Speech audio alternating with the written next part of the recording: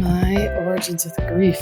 Well, I guess most profoundly, it was 5 years ago when my husband was diagnosed in the emergency room on his own birthday with a cancerous brain tumor. And I think sometimes that day is like more traumatic for me than the day that he died 10 months later, in terms of, when dates come and go. And yeah, it was the day my whole world changed. So yeah, he was diagnosed with brain cancer, which is a pretty hopeless diagnosis. There's not a lot they can do except give you a little bit of time. And I had to go home and tell my two young kids, 7, 6, and 8 at the time, I guess, that their dad was going to die. Yeah, that is a horrific thing to have to do. And it was striking to me because, so I'm 3 years out since my wife died, and it was the same thing. Like, we had to tell them, one, mommy's sick and it's not going to get better. And then the day when we had to tell them, like, hey, it's over, like she's going to die now. And for some reason, I completely just took that as like, well, this is normal. This is like what life is supposed to be, because, that's what I had to do. And until somebody like recently was like, no, that's a traumatic experience. What was the events leading up to having to go to the hospital? So yeah, we thought we were dealing with a little bit of like panic disorder or some, anxiety and mental health related concerns, which sounds like such a weird catch-all phrase. It was, exaggerated shades of parts of his personality we'd seen before. And it didn't, we didn't think we were going to the hospital to get told he was going to die. He'd been to the doctor a few times over the course of a couple of weeks. And yeah, like he was really panicky, really nervous, was getting more socially withdrawn, was starting to stutter, was starting to kind of, one side of his body was getting a little bit weak. And that was when we started to really wonder. But I'm not going to lie. At first, me and the doctor, we thought that maybe some of it was just manifesting, like things he'd been reading online, and that this was all a little bit related to panic and anxiety. Yeah. So he started talking about wondering if he'd maybe had small strokes. When I say talking, I mean communicating to me in this new way that he was really struggling with. Yeah, the doctor as well. It's like, everything else kind of suggests that that's probably not what's happening here. So my brother stopped by because it was his birthday, my husband's birthday. And when he left, my husband went to take a nap. And my brother called when I was driving to the school to pick up my children and said, like, what is happening with your husband? What's going on? Like, half of his face isn't working. And when you see someone all day, every day, and it's a slow progression, I would say probably 5 weeks prior, he was totally his self. Like, this was a very fast progression. Plus we had 2 young kids, it wasn't like our only focus of every day. So my brother called, and he happened to be talking to me as I was driving by the doctor's office. And I guess hearing an outsider confirm that, no, it's actually as bad or worse than what you're thinking or what you're seeing. Like, I just remember turning the car into the doctor's office, and I don't remember going inside, but yeah, I guess I just barged in like in tears. I need to talk to the doctor, which doesn't really work. I never tried it, actually.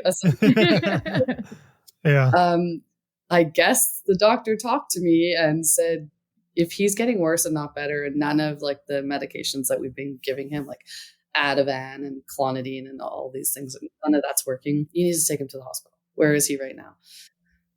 So yeah, we went to the schoolyard, kind of burst into tears, and I'm not even sure what happened then. Like, someone took my kids and someone took me home, and we woke him up and took him to the ER and sat there for a couple of hours waiting. And then as soon as they called us back and they started doing these tests. And, you know, when you watch on TV and they're like, you know, can you feel me tickle your toe? And the patient kind of sits there and doesn't move, or they're like, push my toe, and they don't do anything. It was like that. I think there was this one test where he said, close your eyes and put your finger out and like touch your nose. And I watched my husband like touch like his ear or something, and, you know, thinking that he was doing what they were telling him to. Yeah. And then, it was just, you don't wait for very long in the ER once they figure out that this is an emergency. So, yeah. And from there, then you had to go home and tell your kids. Yeah. Well, at like 3:00 in the morning, they finally told me, you should go home. You have a long road in front of you. And I thought, I don't even know what the fuck that means, but okay. Right. Right. Like, what do you know? What do you mean a long road? Like, so I came home and my friend was sleeping in my bed and my kids were asleep, and I just like cried in her arms for a couple of hours until the kids came. I don't know, 6:30 or whatever crazy hour kids wake up these days. And we're like, where's daddy? And I had to tell them, he's in the hospital and he has a tumor in his brain. And one of them asked me, is he going to die? And I had nothing. Like, this is going to kill him. It's like one of the worst conversations of my life, I guess. Followed closely by when he decided he was ready to die 9 months later. And I had to tell them that he'd chosen a date and that he was going to have the doctor help him die in a week. What did that conversation look like with your kids? Oh, they thought that a week didn't seem like long enough, which it's not. But I also remember asking my daughter, can you imagine being ready to die and have to get up and live for 7 more days? Like, right. To be ready enough that you're done and you call and make an appointment. And yet, what do you do every day? Right. And we're talking about, just to be clear too, for people listening, we're talking about assisted suicide, right? Yeah. So we call whatever it's called. Physician-assisted death. Yeah. Yeah. Death, medically assisted death. No, that's okay. Yeah. Other people call it assisted suicide. Yes. So I apologize. Canada. I didn't know the proper term. That's okay. Yeah. Yeah. So I live in Canada and it's legal here. It has been since 2016. And it's legal here in an even more humane way than it is in the States where it's legal. I think in the States it has to be self-administered and it can take a few hours. Jeez. Yeah. It's like a liquid that you drink and it can take several hours. Whereas in Canada, the physician administers a series of drugs that basically, you're dead in 5 minutes, probably 10 minutes. Yeah. It's very useful. How long ago was this? I'm sorry. 5 years? When he died 5 years ago. Okay. And your kids were 8 or did I? When he died, they were 7 and 9. 7 and 9. Okay. Yeah. Yeah. I think that's such an interesting way to kind of flip the decision that your husband made to say, imagine having to live 7 more days, which is so true. And I actually feel like if I ever had like a diagnosis, and I think I've said this to CJ, like I would not want to have like a slow death with my family all around to watch that. Like I would probably move to a country or a state that like allowed me to make that decision, because I, for a variety of reasons, which we don't need to get into right now. It's not my story my story, but I think that is like a really important question or like way to shift the thinking around, I don't know if some people have different views on like whether it's right or wrong, but I can't imagine having to make that decision or wanting to make that decision. Mm-hmm. And I when I do talk about it, it's often in the context of, I don't really think anyone, maybe a few people, but the general population, nobody wants to die. But right. I think it's pretty great to have the choice to stop living the way that, a progressive illness or terminal illness forces you to live near the end. And my husband most definitely didn't choose to die so much as, okay, well, I'm going to die, but I have a little bit of control or choice in the moment that it happens. Yeah. And that's, sometimes maybe a delineating factor is it's more like I'm choosing not to live like this anymore. to not have his kids watch him die slowly and to have their memories of him be just that. Yeah. At 7 and 100%. 9, what are you going to remember? It's a difference between health span and lifespan. And I think unless Yeah. you've watched somebody die, you don't understand what that is. Yeah. Right. It's like, 100%. oh, they're in chemo, they're in treatment. Like, it's fine. They're still breathing, but Yeah. they're not living. Yeah. Like, you can live for another X number of days or months or years, but if you're just in horrendous pain, or like, like at the end of my wife's life, she had 17 tumors in her brain. Like, I would talk to her and she kind of just stared blankly, like, Mhm. I can't process what you're saying right now. And for us, it was like, we just focused on as much of that health span Mhm. that we can get. And sometimes that means you don't take medicine. Sometimes that means there's these decisions that every single person needs to make. And there can't be these blanket statements of like, well, you have this, so you should do this, or you need to do that, or you can't do this, or you can't do that. Like, Yeah. And also, like, we kind of live in a culture where more is always better, and we never really right. stop to ask Yeah. ourselves, more of what? Like, more heartbeats is better than good heartbeats? Or I can That's such a good point. remember, there were days, like the weekends would come, and I would suggest to him, why don't you just take a little bit more of your steroid? Like, he was on Dex, a lot of dexamethasone. It's like, you'll just have more energy to enjoy time with the kids while they're not at school. Like, Right.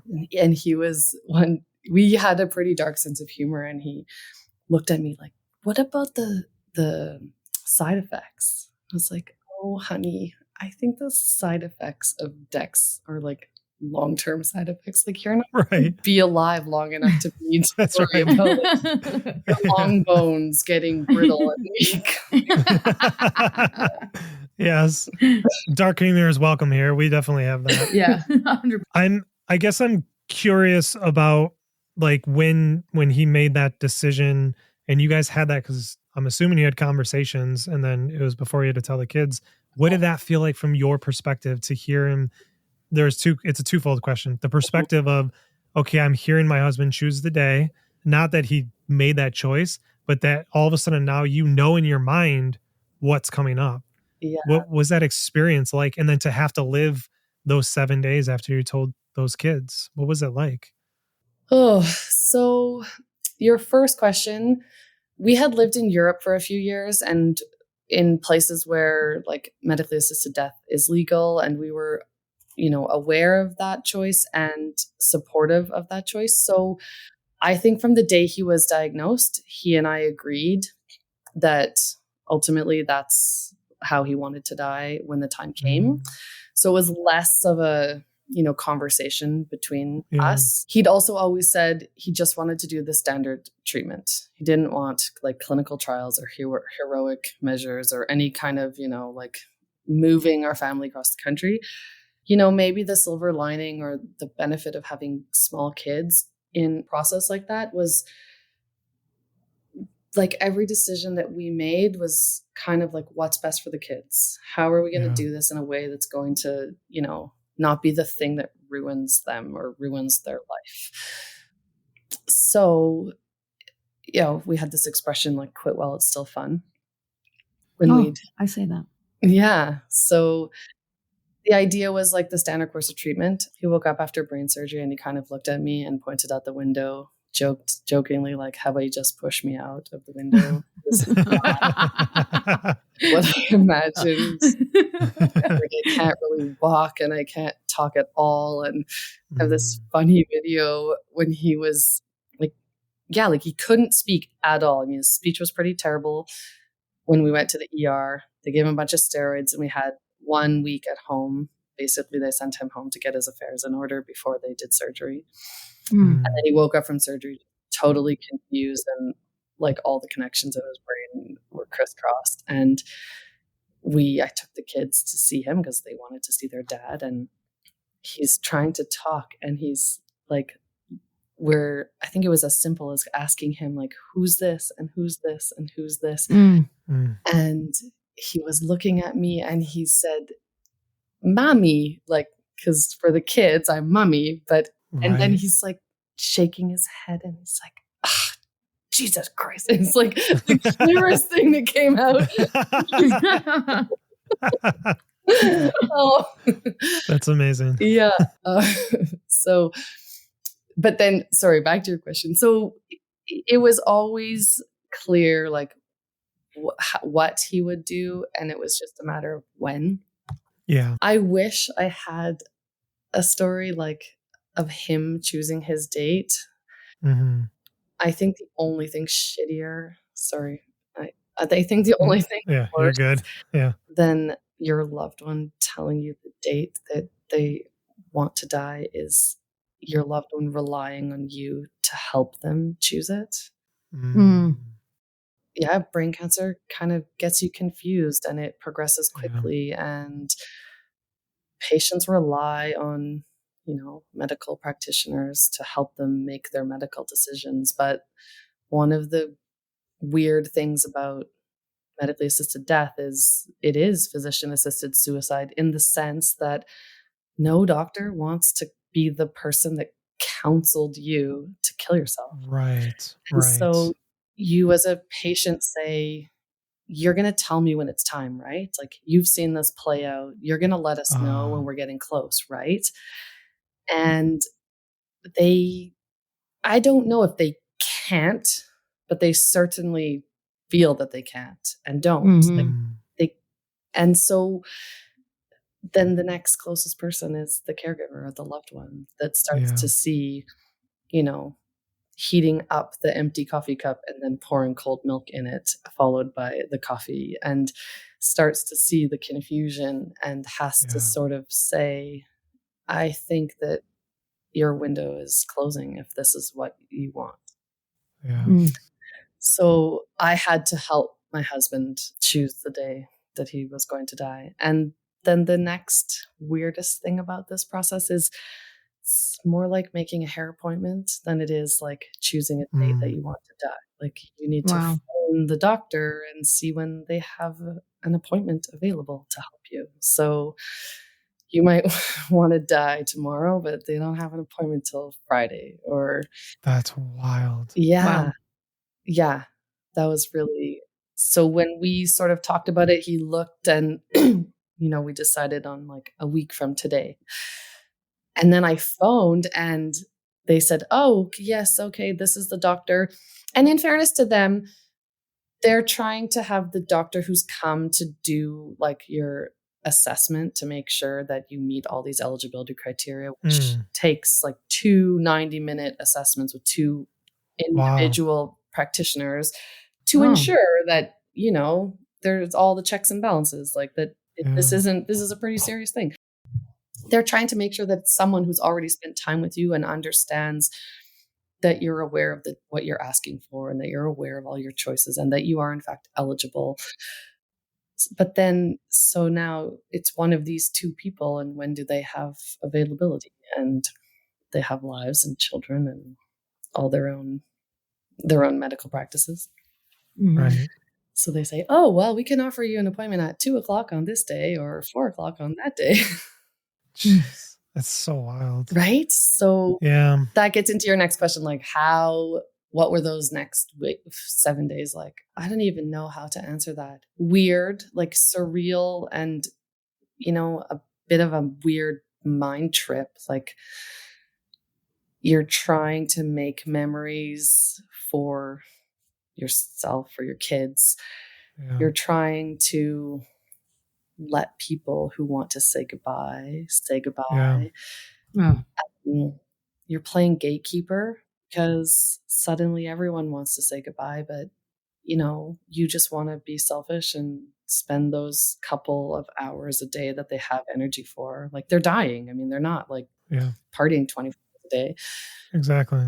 So I found it really hard. It's hard. You have to be the bad guy, and you have to prioritize visits or say no a lot and try to make meaningful memories while you're actually just really sad. And it's weird. It's really it's the only thing I can contrast it to is the time in hospice. So like my wife, we did hospice at home, and it was it was a lot of that, like people want to come and say goodbye. And, but, but the contrast for me is she was eventually just so inundated with morphine and fentanyl and these heavy drugs that you're really just there watching somebody and waiting for their last breath. And it could go days or hours or days, and it's so long and everybody's trying to say goodbye, but they like, is she there? Is does she understand they're saying goodbye? And then like getting to a point where you're like, please just like go, because Mhm. it's, you're not here anymore and you're suffering. So please like just go. And you're Yeah. exhausted and you're tired. You're not sleeping. And all of those things I also felt, even though, you know, it's a bit of a misconception because a medically assisted death, I don't, at the risk of offending you, which I don't think I will. Definitely not going to, no. Although it's better for many than a traditional like death where I think there's this idea, oh, it's so much better than it could have been. Oh, we didn't have to watch him suffer so much. Oh, we didn't have to watch Right. him waste away. And so you're like, oh, it's better, it's good, it's wonderful. And you have all these positive associations that at the same time, your person's still going to die. Like there's still going to Right. be a day where I will be a widow and I will live Yeah. without a husband. And that is not different. That is Yeah. Right. exactly the same amount of crappy. Exactly. And you are almost tricked into thinking that you might grieve less or be less sad Really? because the way they died was better and peaceful and wonderful, like all the positive associated words. And you have a choice. And it's like, well, you have a choice, but it's kind of like, do you want shit sandwich number 1 or shit sandwich number 2? Right. You're still eating a shit sandwich, right? Yeah. Did you get that from doctors or from like No. just like friends and families? Or like, oh, look at, you get to say goodbye and you get to have these memories. Like, where did that come from? Oh, I I'm think that curious. comes like just even from self. Like, and over the years interesting. of being involved, like in peer support with other people who have gone through, we call it MAID. It's a very common perception that you don't realize that Interesting. you're like, oh, like thank goodness in Canada we have MAID, and it could have been so much worse. And you're really grateful for the system and the laws and the support. I can also remember being so angry, like at the one of the physicians that came to assess him, not because he did anything wrong, but just because like this is my hour and a half. Like the time you're spending with him is going to exhaust him, and he's not going to have time for us today, you know? Yeah. Right. So yeah, I think those words definitely come from society. Mm-hmm. And I think they're true. I mean, it is such a great option, but that great option doesn't make losing your person less of a loss. Right. Yeah. It just makes like the death moment maybe less. It's still death though. It's right. death. It's still death. Like, and that's interesting you say that, because something that we hear, that I've heard too, is like, it's that in not because the last end of her life and the death in the hospice, it's, well, you knew that she had cancer, you knew she was dying, you got to make tons of memories. Whereas like, Tons you of know, it's so good that dexamethasone, right. But it's like, exactly. And it's like, they didn't die suddenly and you got to say goodbye. And I understand why people want to say that, right? It's like, they're like, the experience that I've had is that people look for anything that they can do to be like, but it could have always been worse. Right. But like, I love how you said it's like, okay, shit sandwich number 1 or shit sandwich number 2. Like, it's still fucking horrible. And and you're like going to eat a shit sandwich. Right. You can have it, and you're like you said, you're still you're still watching them fade away. Like yes, like I am so grateful that I got to go and make memories, but it was 5 years of watching her little pieces slip away. Mm-hmm. And then it was like, okay, now I lost this part of her. Now I lost this part of her. Now I lost this part of her. In the end, it was just like, she was a completely different person. So yeah. And when I said contrasting, I think that was the wrong word. And I don't like, I'm feeling like very nervous that I made you feel like I was saying it was so beautiful that you got to have a week and No, didn't have to go through hospice. it's a I great was just saying, conversation. I think it is a yeah, contrast, and it's yeah. For excellent. me, it was like I had no mental model of what that experience would be like other than the 5 days of hospice, which to me, I was like, okay, we knew that the end was coming. And the only thing I could relate to you was like, you knew that the end was coming. So what was that? And that's Yeah, all I was trying to do is like, this is my mental model and it's the only thing that I can compare. totally. But yeah, I don't want to downplay that at No, all. no, I mean, I do feel grateful. If I had to choose again, like, well, in fact, my father ended up also having a medically assisted death just a few months ago before Christmas. I wouldn't do it differently. Like, I do think that I don't like the word blessing.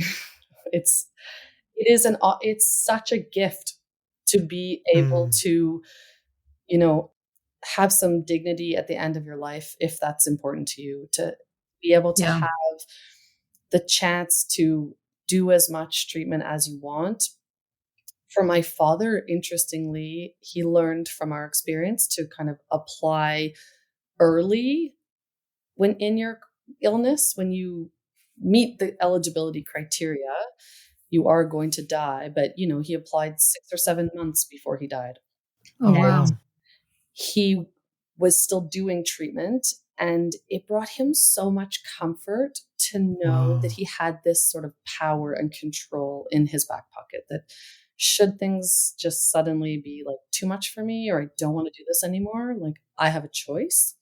Yeah. And there Yeah. was quite a while, like I don't think I ever actually thought my father would choose to go through with a medically assisted death. Like he really struggled to articulate, like, what will be your line in the sand? Like, how will you know when your life is not like is less quality than quantity, and when it just isn't going to be worth living anymore to you? Whereas my husband and I felt like it was really clear, like, and he didn't waver from the get go. It was like standard course of Mm, treatment. When it's not working anymore, I'm out of here. That's exactly what he did. My dad never really could quite say how he'd know or when he'd know or if he would know. And as he deteriorated, I felt like he just kind of like adjust and get comfortable with his new normal. And right. just Yeah. kind of was like, oh, okay, like, oh, okay. And I felt myself reflecting on, wow, like if I were you, I think I might be ready to like pull the parachute. Like I think I might be done with all these hospital visits and blood transfusions. But okay, dad, like if you're happy, cool. Yeah, it in both cases though, it felt I was then the daughter being told, well, the doctor returned my phone call. Like I'm ready. I'm done. And they have an appointment. I can die in 3 days or I can die in 5 days. Mm, And I remember, I don't know how if I can explain this accurately without. I had both the experience of being the exhausted caregiving wife to a sick husband. Was now a daughter who didn't live in the home doing the caregiving, feeling like, what? 3 days? Like, that's so mm, fast. But I was bouncing back and forth thinking, "Oh my gosh, but that's 3 more days of having to wake up and having to go to sleep, and it's 3 more exhausting days for my mom," and it was just this kind of paralyzing moment of, it really just is like a shit sandwich in 3 days or a shit yeah. sandwich in 2 days. Right. Like, Right. what we're really talking about here is it sucks. It sucks to almost like ignorance is bliss, like careful what you wish for because suddenly you have control over when you can die. But that means you have to choose like 3 days Yeah. Right. or 5 days, Right. 10 Yeah. a.m. or 2 p.m. Like it's, Right. oh, yeah. How do you Mm, actually choose that? Because I think it's not as hard to choose, like, I'm ready to be done. But the act of opening the door and saying hello to the doctor and watching them like roll out all their syringes and run an IV in both your arms and kind of like, okay, like we're really gonna do this right this minute. Like here we go. It's weird. And yet I can imagine being in your shoes, like, can I go home or should I stay? Like, can I have a shower or will they be dead when I come back? Can I leave their bedside or can't I? Like, how many times Mhm. is the same person gonna say goodbye? And do we have a week or do we have 2 days? Like, I'm imagining that that's not better. It's not worse. Like, it's just a It just different is, yeah. Happy Meal on the shit sandwich menu. Right. Yeah. It's a different experience, which always results in the same thing. And Ashley's dad was actually there, and Ashley and my sister, and I couldn't give her the morphine. I couldn't give her the medicine because at that point we had to basically crush up all the pills, put it in the liquid morphine, and you have to like open her mouth and like jam it in there. And I'm like, I can't do that. I can't Mm, give my wife the I couldn't administer it. mhm. So, thankfully I had, Ashley's dad, my uncle was there, and my sister who did it for me. And it was like round the clock every 4 hours they were doing it. And then at one point the first night of hospice, the nurse came over, do this, do this, do this. Here's the dosage. And we're like, great, this is awesome. And I've watched, I don't know how many people die. So like I was very familiar with this process, Mm. but it was wholly different when it was my wife and watching my kids around her. And that first night, all of a sudden you could like see she's like moving around, she's super agitated, and I was like, shit, like she's in pain. So I called the nurse because we're at my house and there was no nurse there, and I was like, hey, it seems like my wife's in pain, is it Yeah. okay to up the morphine? They're like, And their "Here as response much as you was, want." nope. Their response was, call us when she's dead, Call us when she expires. when she expires. What? And I was like, wait, what? I'm like, do you understand how like I'm fucking traumatized right now and I'm watching my wife die? What do I do? And like, just call us when she expires. Terrible. Expired. Yeah. So I hung up the phone. Oh my god. I told my family, and my dad was livid. He called back and it was the same thing. So like, it was a very bizarre experience. I don't know why I told that story, but yeah, it was very bizarre. But anyways, the end result is the same. Yeah. Your husband passes away. You're now a solo parent and a widow. What what does that look like? Like, what did that feel like to all of a sudden come home and this is your new life? I don't know, like, do you remember those days and weeks and months? Because I feel like it's all kind of just a blur of,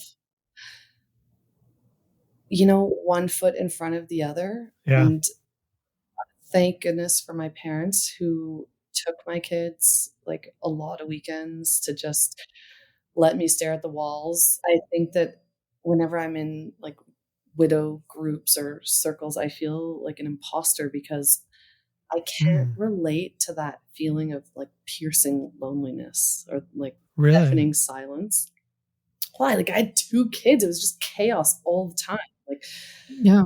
and I couldn't keep it all together, like, suddenly I went from juggling 25 balls to, like, juggling 25. It felt like suddenly I had 50 balls in the air, and really, it's not like he was taking care of anything at the end, like, it was a transition to me taking care of them and him, and in some ways, it was a relief because there was one giant less thing to worry about, Yep.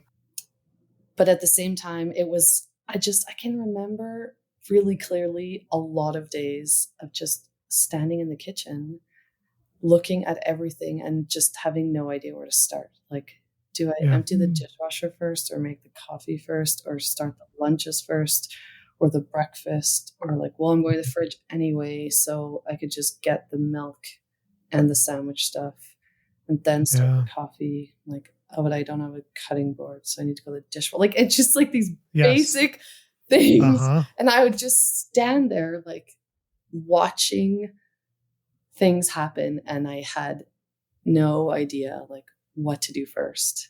Yeah. And Yep. getting the kids, like, I don't think they were on time more than once a week for that whole year. Like, just getting Yeah. Same. outdoor felt like a success. And I'm like a high functioning, intelligent, accomplished person. And it was so hard to acknowledge, like, I just can't fucking cope or operate. Like, I don't even know which way's up. It was hard. Yeah, that's very similar. I would forget entire conversations I had with people. I couldn't answer texts back. I would I remember one time I was filling up the sink in the laundry room to clean, and I left, started cooking, forgot about it, and now it was flooding the house. Oh, The basement started to flood. It was like all leaking through, and I'm like, what am I doing? Ugh. Like I had that same thing where I'm just like, there was that big relief. Like as soon as she died, I was just like, okay, she's at peace and there's no more struggle there. There's no more hospital appointments. There's no more thinking about death every single day. But then I was like, but now suddenly I'm in charge of every single decision Mm. all the time in perpetuity Forever. and forever and ever and ever. And I was like, and the other half of my kid's genetic material is gone. Yes. It's Yeah. gone. It's like you And lose they- like an arm and a leg, and like Yeah. you lose a limb, but Yes. there's no stopping. Like, I felt really envious sometimes of like, you mean like your house is just so quiet? Like Right. there's no noise anywhere? Right. Right. Motherfucker, like I want that. Like, Yeah. I mean, Yes. honestly, just, and in hindsight, I think my kids got me through it because I couldn't really stop. Not just my kids, like, and the support system around us, people who brought groceries and meals and drove my kids places, and my parents, but like, because of the kids, there was just always people Mhm. coming and going and things shifting inside the home.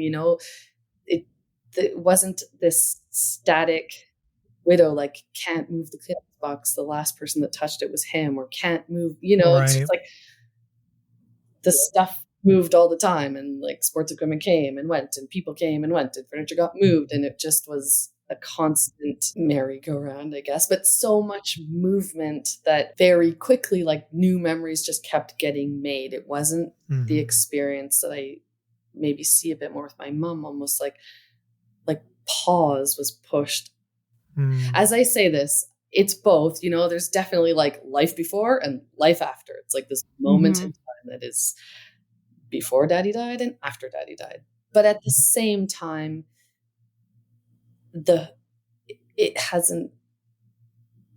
it's been less that, because children and their activities and their day-to-day life, introduces chaos and change.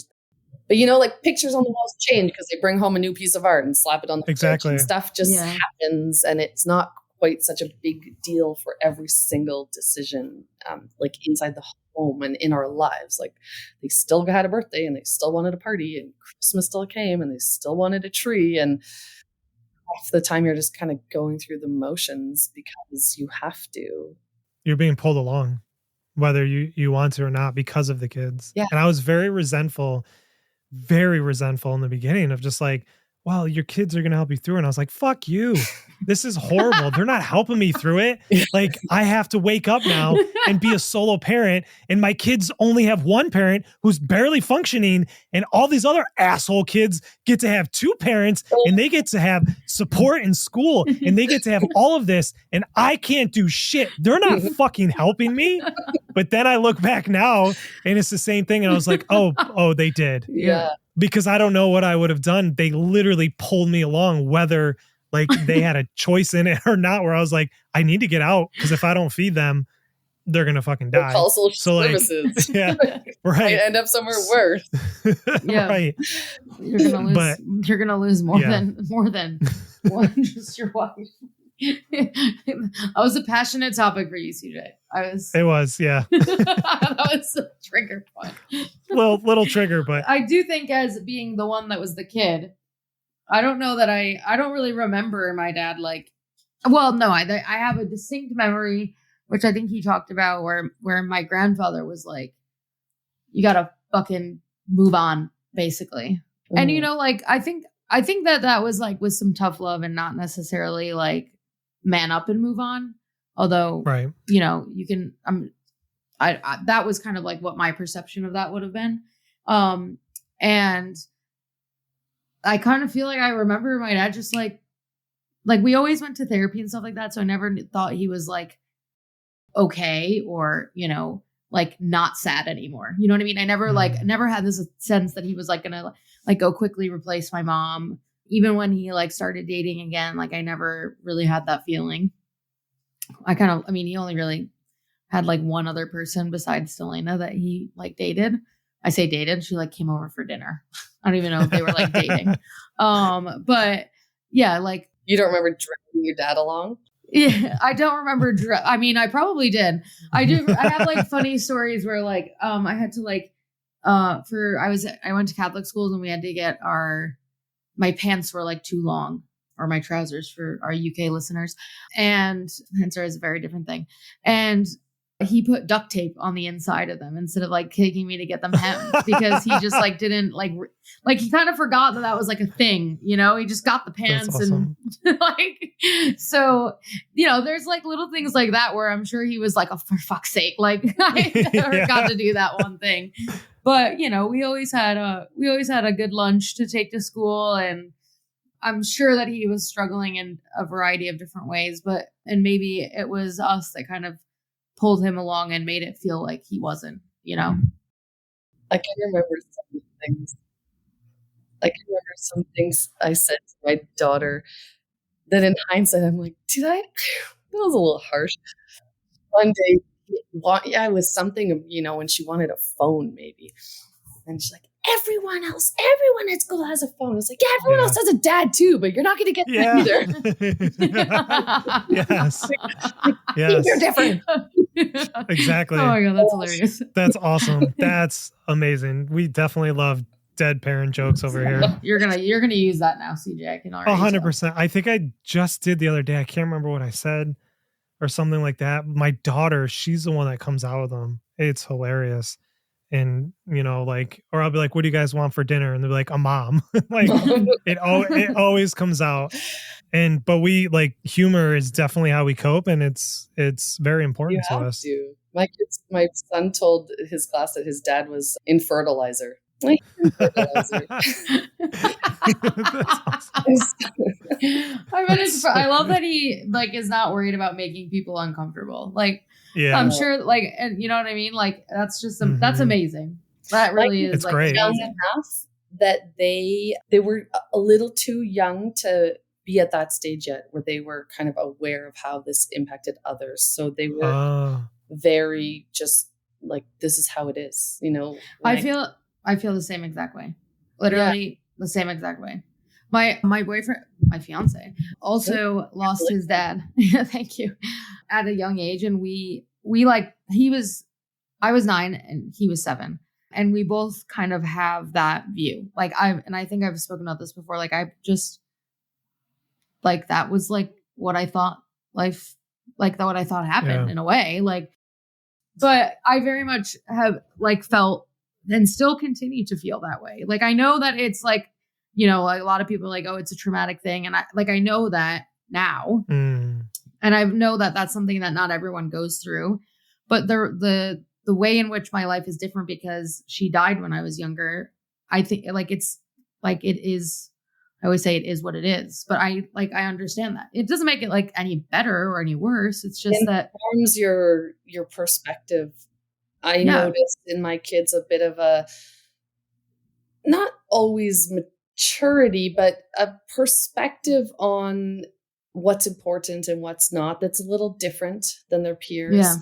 Yeah. You know, I can remember my daughter coming home from a play date or two saying, my friend's daddy's mean. Like, why does her mean daddy get to live and my awesome daddy had to die? And trying to like, you know, you're like on the hamster wheel looking for something to like a bone to throw them that is maybe meaningful, you know? And I think I told her, which is true, but feels like it's not fair. Even as you say it, you're like, is this the best? Like, I'm like, you probably got more love from your daddy in your short 9 years than they will. It will take them a lifetime to get that much love and attention. Yeah. But like, if I were her, I'd be like, and that's exactly why it's not cool. Yeah. Yes. Yeah. It's so interesting to watch their ages as they grow and how they process death. I mean, my kids were just so straightforward, no filter, black and white. Like, I remember when they came home, they said goodbye to their dad, and then it was just me with him in the room when he died. And then they came back and they wanted to see his body. And I remember the first thing each of them did separately was like they wanted to check if he had peed himself. Really? Yeah. You know, I was raised in a Catholic home. I'm not a practicing Catholic, but like, and they're just like lifting up the covers, like, did daddy pee? Right. Okay, like, we're gonna do that. Like, my husband just died, and now, boom, like, I'm back to being a mom. Like, I feel like I experienced most of his illness and even his death, and even grieving him more as a mother of children who lost their parent than as a wife who lost her husband. Can you relate to that? I can now. I think, well, you know, in the beginning, I remember the moment that my wife took her last breath, my middle just collapsed. Like he was inconsolable. And like I think my sister like took him and tried to grab him. He was inconsolable. And in that moment, I was just like, fuck, how am I going to do this? Yeah. How am I going to parent them and get them through this? Yeah. And yeah, you know what? I think it has been like, it has been tragic for me to lose her. Like, we were together since we were in high school. So she was like my high school sweetheart. She was everything to me. But in everything that I do, it's always through the lens of, how does this affect the kids? How does this affect their grief? And the other thing too is like, kids have things growing up. They have behavioral things. They need to be taught things. They have hormones. They have like just normal childhood shit. But now, like, the situation that we're in is what's grief and what's just childhood shit. Yeah. And how do you tease them apart? Because addressing them, to me, feels very different. Like, if you're acting out of your grief, then like we need to like talk differently about that than like if you're just just something else. So yes, I think so. I experience life through seeing them as losing a parent, for sure. And I can relate to that as well. Like, my kids will often, when they're upset, like, it always starts, it's like bedtime or past bedtime, and then suddenly someone's having a big, huge sobbing cry and like, I miss daddy. And yeah, I'm like, okay, do we miss daddy right now? And we need to like get out the photo album and talk about daddy and look at daddy and just cry? Or like, have they just kind of learned that it's a way to express like, something is bugging me. It's 150% acceptable in our house to be sad about daddy. I want to be careful how I say it, because I don't think like they use, oh, I miss daddy as a excuse, but more like they're so good at talking about like grief and sadness and loss, that I think when they're upset about other things, they're not as skilled at saying, I had a really hard day and I'm struggling with a friend. So what happens is it kind of all stays in there. They process it. And then at night they're like, I miss daddy, and I have this big cry. And I'm sometimes like, okay, which way do we go here? Do we explore like, is it really daddy, or did you just like have a bunch of other stuff that's upsetting you? Right. Yeah. Or is it like an I miss daddy day and we just need to talk about daddy? 100%. And that is often interesting, because I'm like, I don't want to tell you don't miss daddy. Right.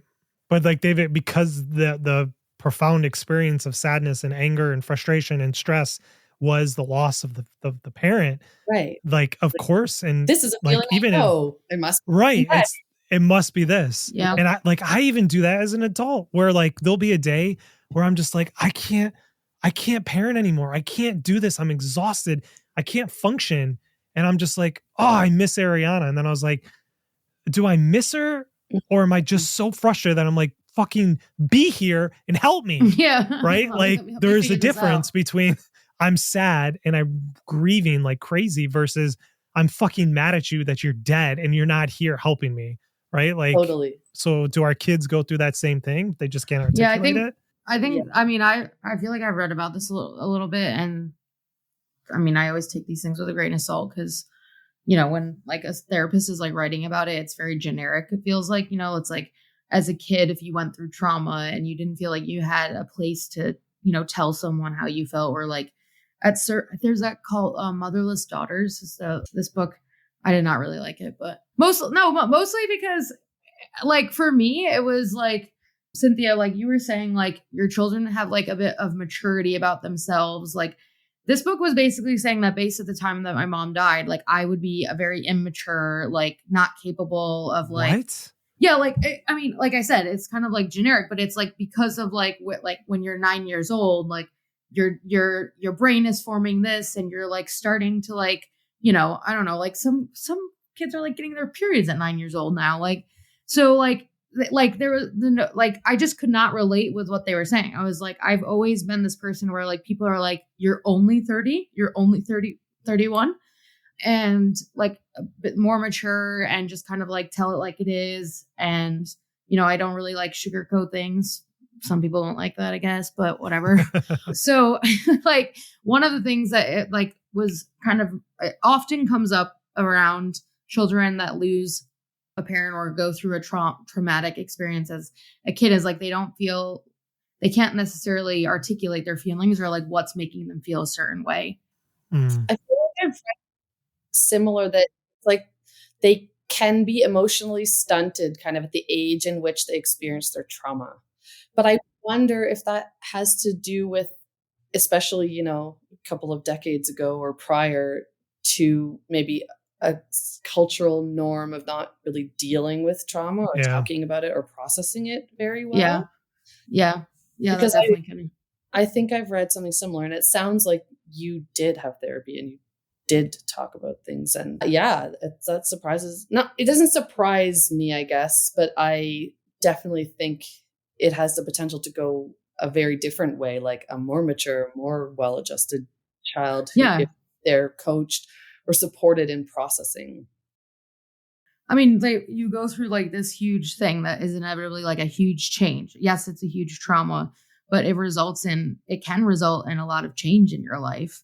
And so I always like, change doesn't really like, I mean, change is like the only constant in life, right? But like I am often like, I can just navigate change a little bit easier. Like it's just like, it is what it is, right? And I, you know, maybe there's like still some more digging that I should do and whatever, but like, can't we all?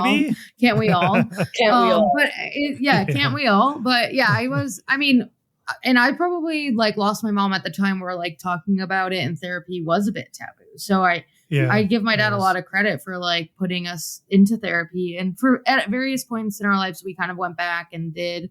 I haven't gone in like many years, but like I dabble with the idea of maybe going again just to like as I approach like motherhood or like, you know, like just because, you know, there's things that like I just might not realize, and I don't want to like, you know, I don't want my kids to be like, you're the reason I am the way I am. I'm fucked up because of you. So I mean that's gonna happen no matter what. So yeah, true. Then there you go. You know, I might as well just continue. But no, I do think it's just interesting, like some of the things that I read, and then some of the stories that like come out on the podcast and that we, you know, talk to parents about, and you know, just get their perspective on that, because it's kind of like against what I feel like I've read a lot of the time. And I feel like it's the same thing with you, like with the kids. Yeah, 100%. Because like the experience that I had with my kids that I hear from other parents or widows is like the kids become super independent very fast, and they grow up very fast, for better or for worse. Yeah. Like when you're with a solo parent who is grieving and the child just lost like like their world, especially at a younger age, there, like you said, Ashley, there is that change. And now all of a sudden, like, okay, I got to step up, even Yeah. if it's like subconscious, I did that. and they become 100%. independent, and they Because become like, mom's not getting yeah, out of bed, and Yeah. right, someone needs to take me to school. So- Yeah. right, Or yeah, because, you know, there's one parent and multiple kids in the house. And when Yeah. one kid's like, for a while, it used to really, I got my angriest when there was no bad guy. You know, you couldn't say, because daddy said no. Or, you know, right, let's wait till daddy comes home and we'll talk about it. Where you didn't just want to say no. It was like, I can delay this. Like, we got to talk with daddy about it. Like, no, you don't. You can decide all by yourself. You don't have to talk to anyone, and they know it. Or you're the one, and it's only you. And I have one who's just relentless sometimes. You're like, oh my God, why aren't you here so I can say, go talk to your father? 100%. I literally, an actual conversation I had with one of my children. They were like, can we, I don't know. I was like, can we order food? Or something dumb like that. And I was like, no, like, I'm not going to spend money on it. 5 minutes later, oh, why can't we? No. And then it just kept going. And I was like, I'm like, yo, listen to me. What you're doing is making me feel incredibly guilty. I said no. And like, the more you keep going, the more you're piling this guilt onto me. And this happens ad nauseum. And and my child responded, I know. I'm trying to change your mind. Yeah. And I was like, are you fucking kidding me? Like, one, I was like, all right, great self-awareness. But two, like, could you stop? Yeah. It reminds me of it. I'm going to start doing it again. Like, I got to talk with your dad. It's like, Yeah. That's awesome. Yeah. I'm going to do, that's great. I'm going to use that. Yeah, Or I'll just like, go ask your mom. To be fair, I think that is one of those things that's not necessarily like he's my single dad and like there's no one else to consult with. That is just being a child. That's It like, is. I don't want to eat what dad made me for dinner, so I'm going to beg him to order food in. Like, I mean, I'm sure that if he turned that into like, well, mom would have let us. Mom would have done it. Mom would have ordered cookies as well. No, it's not because they only have one, but it kind of grates on you as a parent. Like, or I'll have my pity party days where I think it is not supposed to be like this. There's supposed to be two of us to take this on. I'm supposed to be able to look over and at you. And as I'm saying this, I'm actually very lucky that I do have a partner now, and he is slowly kind of becoming my kid's father, which is also so strange, like good strange, because now I have like a partner in the house, and I have, you know, we share like the household chores, tasks, responsibilities, like feels less. And he's getting involved, you know, in kind of in discipline. And just tonight they were leaving and one of them didn't want to go and was like, why can't I just stay here? And it's always mom, you know, because there still is like, they love him. He loves them. There's no drama.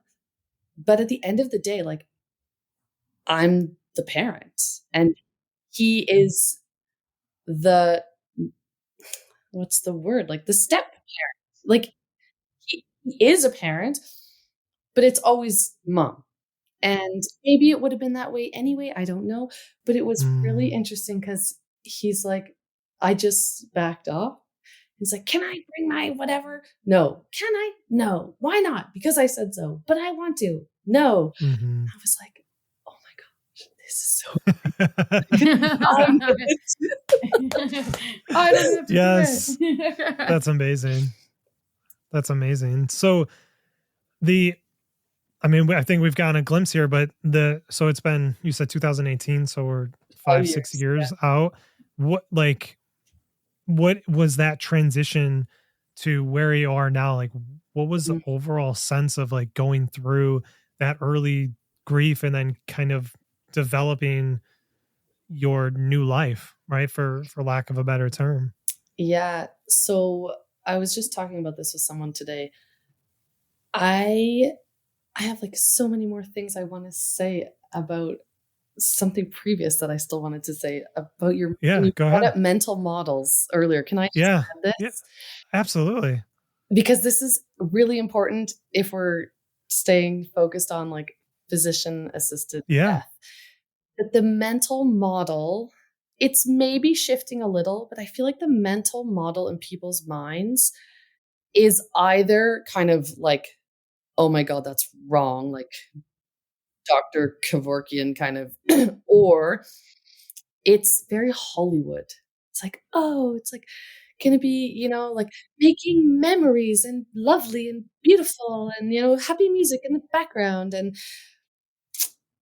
I remember the night before my husband died, like I crawled into bed beside him and thought, this is like the last night Mm. of my life as a wife, as a married woman.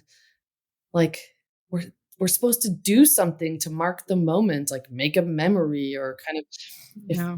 if this were a movie, like the music would start and the whatever, like screenish camera would pan to the drawer full of letters, like nicely Yeah. organized for kids' birthday and Valentine's and like the wedding Yep. day letter and all of this like romantic, unrealistic, and we would have this like moment and he would tell me how much he loves me. And, Yeah. really he was like an exhausted, sick man who's ready to die. He'd been asleep for hours and Yeah. there's like a bed rail so he doesn't fall out and like all kinds of medications. And he was fast asleep and snoring. And I laid there and stared at the roof and thought about all the things that I hadn't really realized are sort of swirling around your head as expectations of what this moment should be. But the reality is, it was so underwhelming and unremarkable because it was just Mm. another night going to sleep beside a sick man who's ready to die. Did you have expectations on that night though for yourself or no? It's hard to know, like, did I have an expectation or was I just aware of, like, what's the mental model for a medically assisted death? Like, Yeah. Right. especially 5 years ago, it's becoming more common now, but really you only see it like in a Hollywood movie. So I don't know if I had an expectation. I remember that maybe a need more. I mean, who doesn't want to be like hugged and Yeah. In cherished that and moment. have this meaningful goodbye? Mm. I'm sure you also, I don't know if I feel robbed of that, but more like, oh yeah, like it doesn't really happen like that, does it? That's not what death is. I remember laying there and thinking of the hug he gave me the day he went into brain surgery. I mean, that was a man who wanted to live, who's clinging to life. Like he hugged me like he never wanted to let me go, like he was terrified to never see me again. Mm. And that's the hug that you see in Yeah. movies on deathbed, like, but yeah, like would I have wanted that kind of hug? Because how would I have sat there and held him while he chose to die, believing Mm. he really wants to die, if he was like clinging to me like he didn't want to die? That's a good point. Yeah. Right. That's a good point. Yeah. I do. And like you said, it's like the Notebook, right? Like that's the quintessential, like you crawl into bed and you die together. But Yeah, it's never, ever, ever, ever like, like that because the person's fucking sick. yeah, Yeah. Like they are dying for a reason. Yeah. And it's interesting, like you were saying that saying goodbye. Like I remember the night that my wife went into hospice and then she like called me, like she could barely talk. She called me and she's like, you need to call everybody to say goodbye. And I'm just frantically on the phone trying to get the family back to the house to say goodbye. And meanwhile, I'm pacing the floor and I'm listening to her say goodbye to my children. And it was this moment where I'm like, what the fuck is happening right now? And I was so much in this mode of making sure everybody got to go say their goodbyes. I never got my chance. I never ever got to get that time before she was so heavily medicated where I could have my proper goodbye. And like you said, like that shit just doesn't happen. Yeah. And the truth is, your goodbye would have, I mean, interestingly, I didn't really either, as orchestrated as it was. Like, I had made sure like he had a gift to give to my daughter and a gift to my son. They had this moment and we all had a moment together. And then he just got like so anxious and like, go, go, go, go, go, go, go, go, go. And it was a combination of, I think he meant more like, just let's get on with this because he struggled to speak. But yeah, it's like, and okay, like that's what it is. Yeah. I feel like I have that, well, maybe it's more of like a buildup, or like, it's not that I think like Nate is gonna die or like leave me, but there is kind of like that thing in the back of my head where like I really try to like cherish every moment, and it's almost to the point where it's like there was like one day, I forget, like Nate's mom wanted to like, I don't know, go to the falls or something. And like there was so much going on at home. Like he really just wanted to like finish the house. Like we were renovating upstairs and downstairs, whatever. And he's like, I can't fucking do it. And I was like so adamant that we like go and do this thing because like we made the plans. And then he was like, dude, like what the fuck? Like I just can't. Like I said yes, I know, but I can't do it today. And I think that was like a very clear, like, Jesus, like, just like, it doesn't, like, it's not always like you can just, and I'm very good usually at like just staying home and like having a very relaxed day. But like when there are like plans or there's things to be done, like, it's like, I almost like cherish the moment a little too much. It's like, okay, like we'll see tomorrow. I mean, like, obviously you really do never know, but it's like, I think that is probably like where my trauma comes out. And there's like a little bit of like control. And but in those moments, like, or like, I mean, I like plan events for a living, so it's probably really good to have control when I can let go when I need to and all that stuff. But like, I definitely like seize the moment, cherish the moment, probably a little too much sometimes, where it's like, it has to be this way. Like, what if we don't see tomorrow? And it's like, no, dude, just relax. Like, my trauma still has been to sort of stop caring so much about an awful lot of things. Like, I felt like I just had such a full plate that my laser focus had to just become like, is this like life or death? Like, is this my kids? And fascinating how much stuff that I would have cared a lot more about. Like I was like the PTA mom and always frustrated. Like, how come nobody comes to these meetings and don't people care about these issues? And now I'm like, my kids are in 2 schools, and I don't think I've read the weekly update from either school in that a month. I just delete those emails. I'm like, I don't have time to read them. Years out. And I feel so grateful for the people who put the time and energy into them. And I don't delete them because I feel so guilty. And I'm always I'm going to make a moment to read this. It's important and it matters. And just, I can't. You can't. Yeah. You can't. Yeah. Like, I had the same thing where I'm like, okay, I used to be on top of everything. Well, yeah, I was. And yeah, I'll give that to myself. Yeah, no. My mind went somewhere completely else, and it has no need to be in this discussion.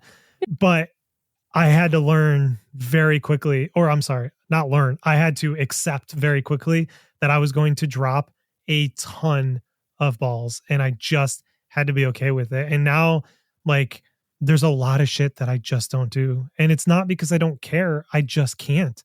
And like you said, life or death.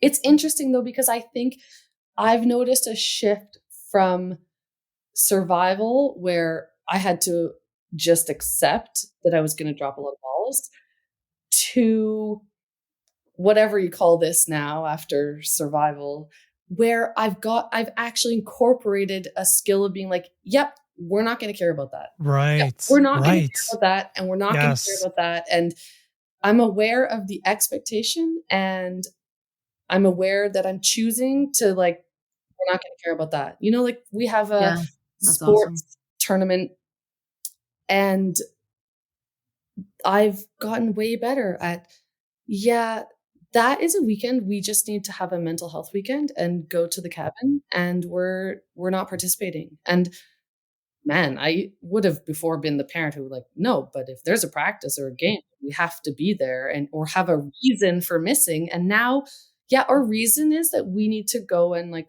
regroup together as a family with no plans for a weekend. 100%. Yeah. Whereas before it just would have been, oh, I forgot, or I didn't write it down, or, you know, slept in, and it was kind of a drop ball. Whereas now I feel like it's more of a choice to kind of drop some balls, like to not pick up the balls, maybe even's better. Yeah. Yeah. No, that's a great way to put it. And I do that with my kids too, where I'm just like recognizing like, yeah, no, that thing that you're supposed to be at, or we're supposed to be at, or like maybe it's a day at school. It's like, no, we're just gonna, take off. Like, let's go do something together. Let's have that mental health day or whatever the case may be, like you said. Or this thing's important, it's just not as important. Yep. Yeah. Yeah. That's a good way to put it though. Like not as important in this moment. I've sometimes like I really try to like recognize when like I set a boundary and I like actually like stick to it. Like I was going to meet, like I had a long layover in New York and I was going to meet some coworkers for dinner. And even my boss was like, that was like really like thoughtful of you to even like consider like leaving the airport in JFK of all places, you know, whatever. And long story short, I ended up like landing early and I could get on the earlier flight. And I like really wanted to do that. Like if that was going to happen, because it was just like, I didn't want to get home at 1 a.m.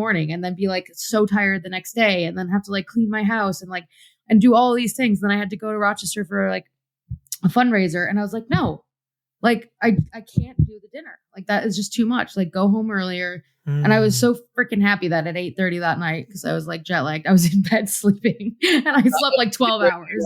And I was like, literally, like, I was like, I remember waking up the next day being like, thank goodness I stuck to I knew what I wanted to do and I stuck to it. Because sometimes like, it's like the people pleasing side of me and like that, like cherish every moment, take advantage of it.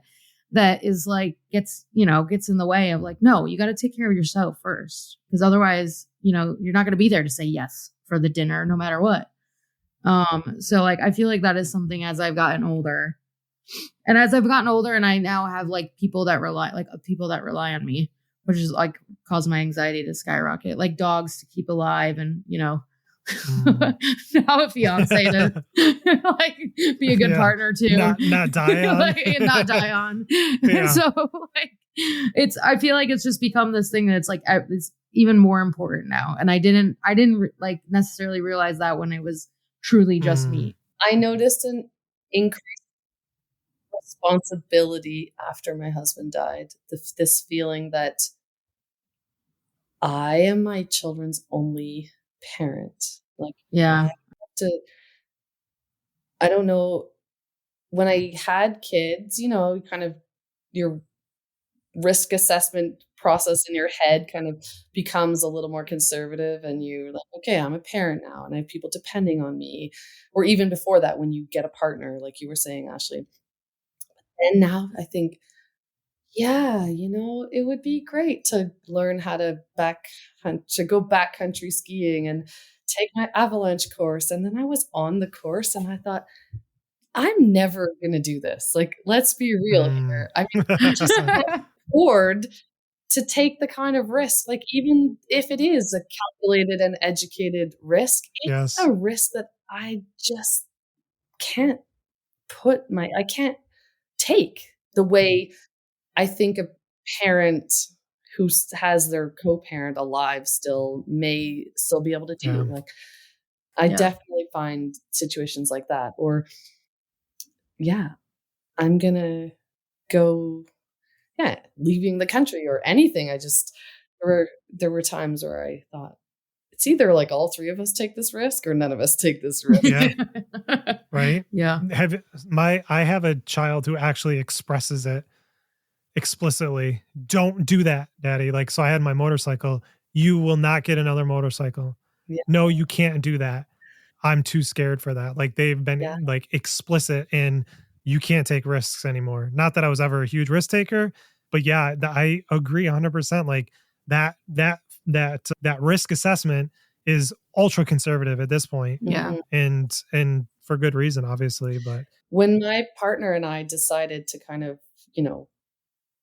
move from dating to kind of more of a commitment, we had to have a conversation about exactly that, where I was like, listen, we've just been dating and having fun, but if you're going to meet my kids, like, we actually have to talk about a couple things. And a motorcycle was one of them. I was like, risk-taking behavior is just like, my kids have lost a father figure that I can't, they can't lose me, but also I can't bring someone into their life who what if that happens again to them? Like, I don't want to be the Debbie Downer, because it was a lot more fun when we were just dating, but I don't know, like, riding a motorcycle and a bunch of, backcountry skiing, and some of these things are just like, right.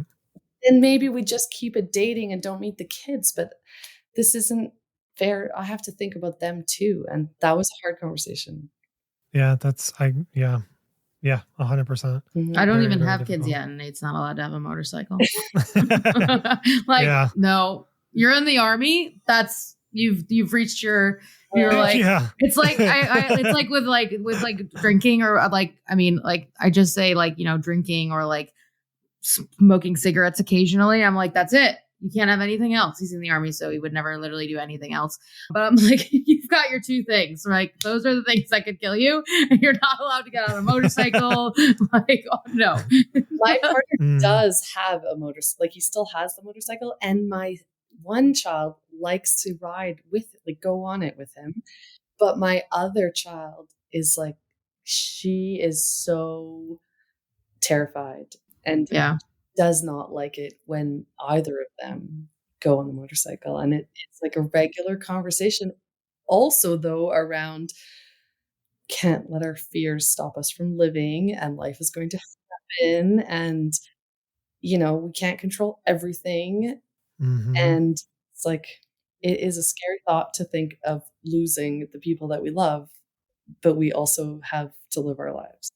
Yeah, that's right. It's a tough balance. It is. There was one thing that I did want to touch on, and we can do it very briefly. You mentioned that, like, in widows groups and all these things, that you felt as you were an imposter.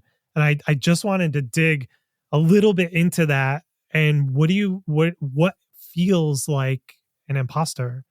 Oh, it's the piece around the loneliness. So, I mean, the moments in which I feel like an imposter would maybe be better, because there's not as many widows. Like, a lot of the widow groups I went to, I was a lot younger.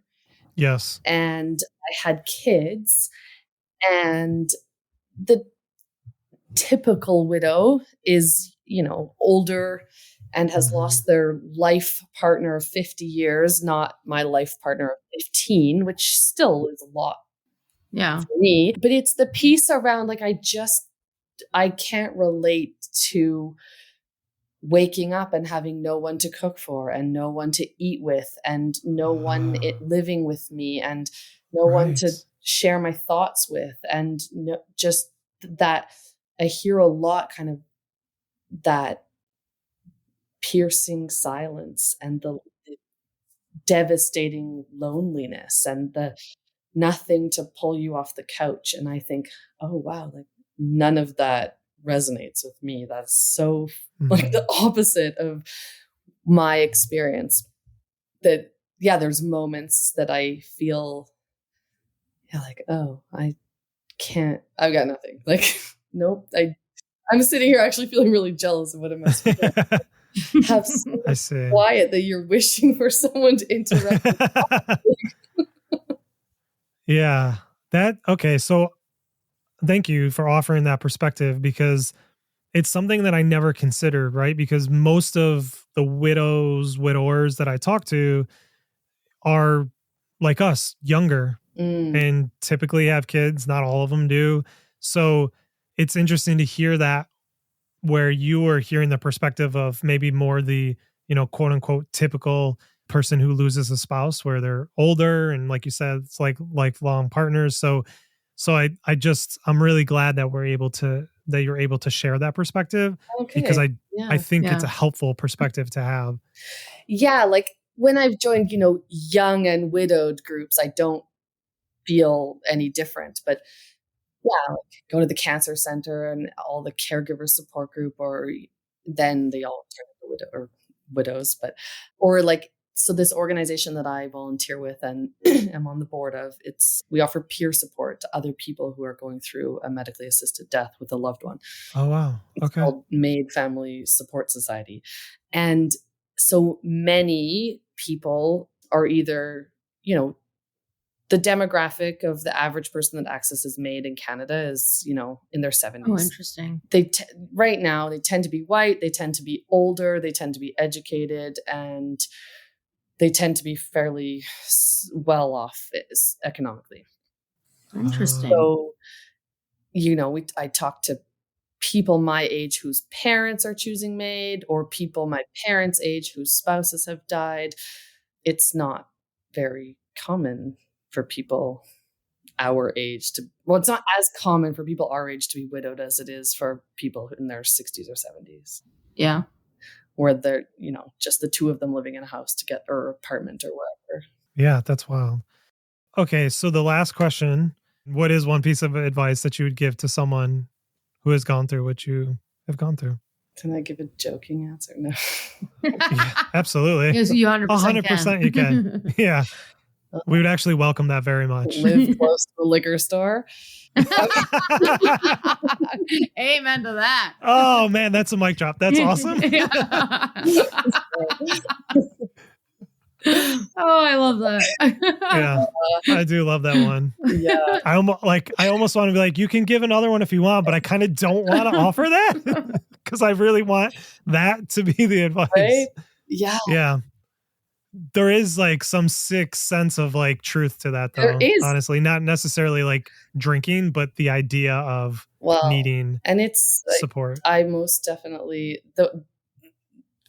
used some unhealthy coping mechanisms for a while. Like I'm not gonna lie. A piece of advice I would give. I don't know. Like, I feel like anything I say will just sound like I want to slap myself 5 years ago, because anything hopeful is like not helpful when you're in the thick of it. Correct. Feeling like I'm drowning, when the lifeguard's like, it's okay, you're going to be fine. Right. It's like, unless you're getting in here and doing the work. No, Kate, in all seriousness, the piece of advice I would give and have given is check your ego at the door. Don't be a hero. Ask for and accept all help given. Wow. Anytime someone offers you help, like, come up with something specific and ask for it, because that's huge. You don't take it now and they're going to think you're fine and they're not going to offer again. Yes, you need groceries. Yes, you need someone to take your kids. Yes, you need a ride. Yes, you need someone to clean your house. Yes, yes, yes. Like, just that's take amazing. All the help. Yeah, that's fucking brilliant. Yeah. This was awesome. Yeah, it was really appreciate you coming on. Yeah. Thank you. I'm really glad you came on, and thank you so much for the time and for sharing your story with us and offering a perspective on the medically assisted death and all of that stuff. And yeah, all of it. We are very grateful for you to come on and share. I also appreciate it. And we didn't even get into, but we've written a book to support people who are going through MAID. Yeah. So if you have a resource section or you want to mention it along with, if I don't know how many of your listeners are in places where they can access medically assisted death, but they may have. What's the book called? Future. It's called The Many Faces of MAID: What to Expect When Someone You Know Chooses Medical Assistance in Dying. And where can we get it? Amazon. Oh, perfect. Okay. And I'll put a show link in there too. Perfect. Or a show link. I'll put a fucking Amazon link in the show notes. Fucking hell. my brain. Go to the But liquor yeah, so- store, Jesus. I know.